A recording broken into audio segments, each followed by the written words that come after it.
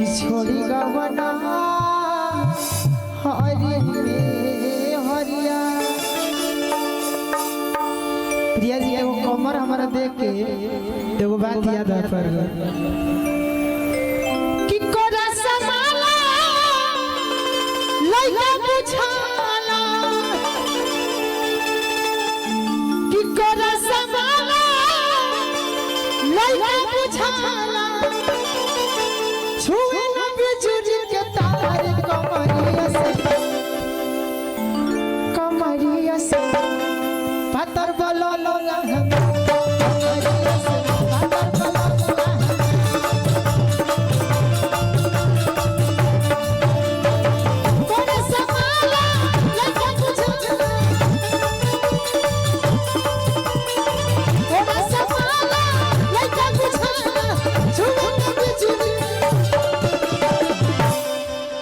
कमरिया से पत्थर बलो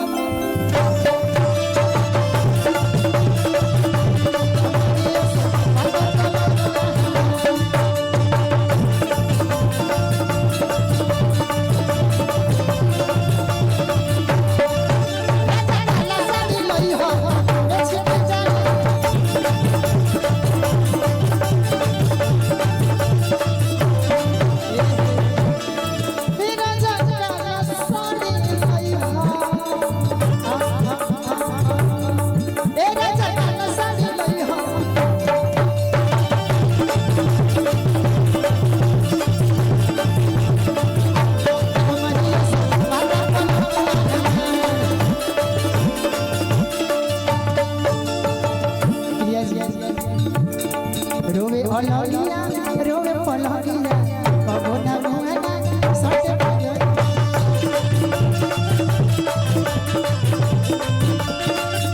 रोवे अलगिया रोवे पलगिया कबो ना मुआना सटे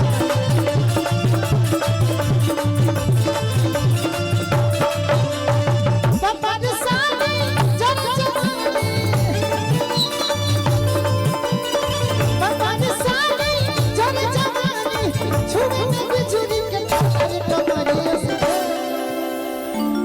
कमरिया से पत्थर बलो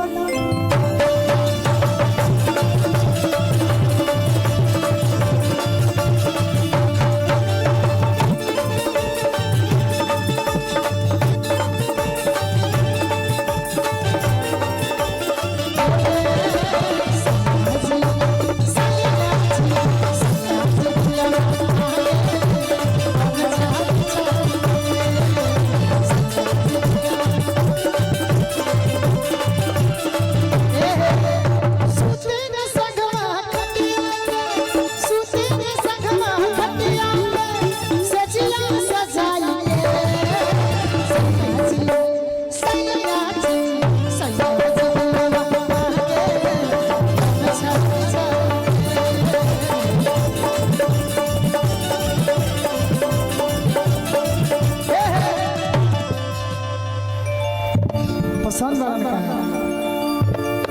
आज नहीं ममता जी बुलावा दे रहे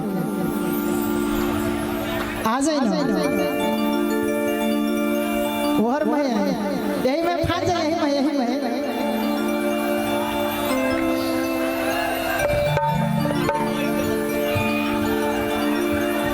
हाँ हाँ ना ना ना भाई पसंद बड़ी कि भाई पसंद दोनों आज तो दोनों जानी के रख ले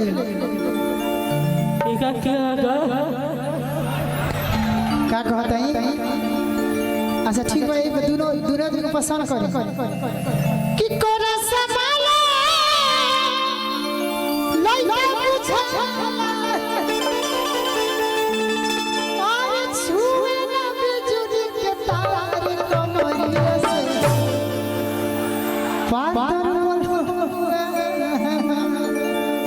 कमरिया से पत्थर बलो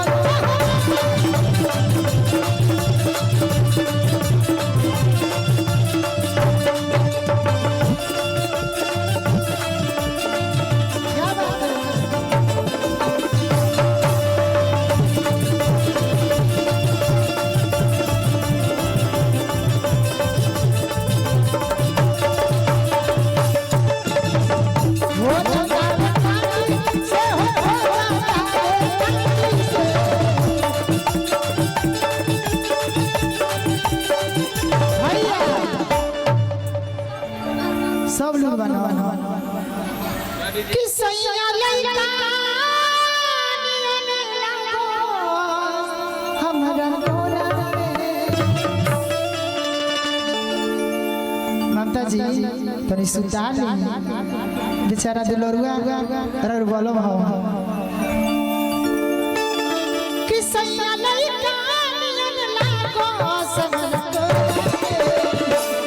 अदिया के अंजोरा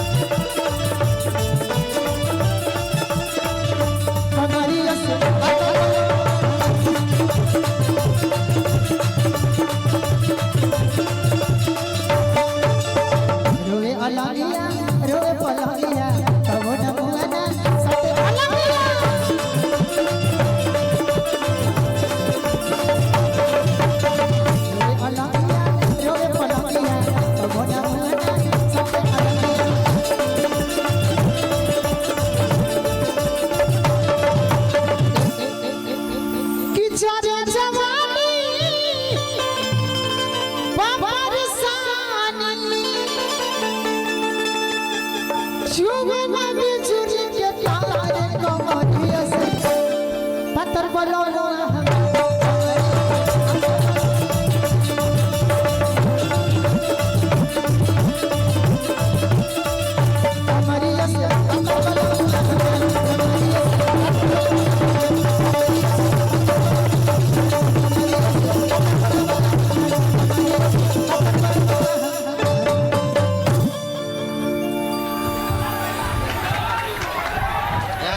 हेलो थोड़ा सा अच्छा ममता जी दिल से धन्यवाद टोन दे दी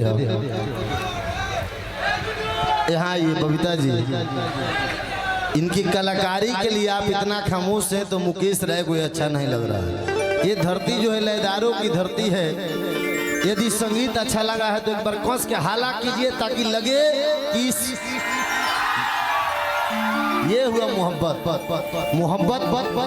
ये प्रभु का कृपा है, नारायण जी का कृपा है कि आप जब रोहतास साहबाद के धरती पर प्रथम मंच गोलू जी के साथ पार्टिसिपेट की थी, वो मंच यूट्यूब चैनल वाले भाई वीडियो डाले, लोगों को काफी पसंद आया। आपने जो दिल पर ठप्पा लगाया गीत गा करके वो भारत सरकार के ठापे की तरह गीत संगीत के दौर में रहा। इसलिए मैं आपको सादर स्वागत करता हूं इस मंच के माध्यम से। माँ विंध्यवासिनी का कृपा आपके ऊपर सदैव बना रहे।